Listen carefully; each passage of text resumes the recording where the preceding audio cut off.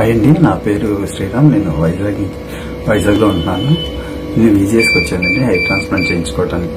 నేను చాలా భయపడ్డాను, కానీ సార్ చాలా బాగా చెప్పి ఏం పర్వాలేదని చెప్పారు. అలాగే నేను ట్రీట్మెంట్ ఈ రోజు చేసుకున్నాను.